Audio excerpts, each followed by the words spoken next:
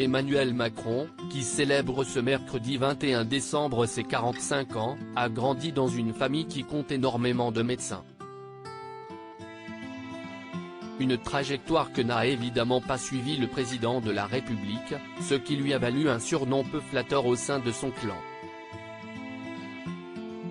Quand on grandit avec un père neurologue et une mère médecin conseil auprès de la caisse primaire d'assurance maladie, difficile de ne pas regarder du côté de la médecine au moment de choisir sa trajectoire professionnelle. C'est ce qu'ont fait Laurent Macron, le frère d'Emmanuel Macron, spécialisé en radiologie cardiaque et vasculaire dans une clinique privée de Seine-Saint-Denis, comme l'avait révélé Le Parisien, et Estelle Macron, leur sœur, néphrologue près de Toulouse. Pourtant, Emmanuel Macron a toujours eu une vision différente pour son avenir, lui qui s'est plutôt orienté vers Sciences Po et l'ENA, avant de rejoindre Rothschild & Co en tant que banquier d'affaires. La suite, tout le monde la connaît. En 2017, Emmanuel Macron était élu aux plus hautes fonctions de l'État après le mandat de François Hollande, défiant ainsi tous les pronostics familiaux.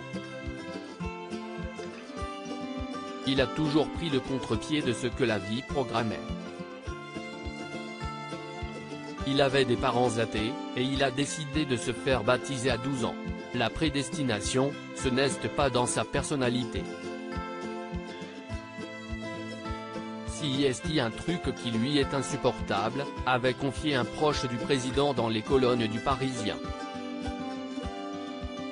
Emmanuel Macron, l'énigme de la famille Emmanuel Macron, qui a toujours entretenu des relations compliquées avec ses parents, reste néanmoins proche de son frère et de sa sœur.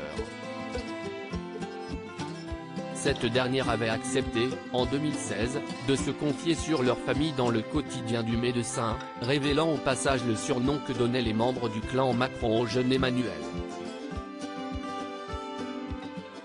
Nos frères et sœurs, neveux et nièces, ont tous opté pour la médecine, tantôt par hasard, tantôt par imitation, tantôt par vocation. Et nous n'avons compté qu'une exception parmi nous, avec Emmanuel. Celui que nous appelions en plaisantant dans les réunions de famille le vilain petit canard, avait-elle déclaré. Un intrus qui a su creuser son trou.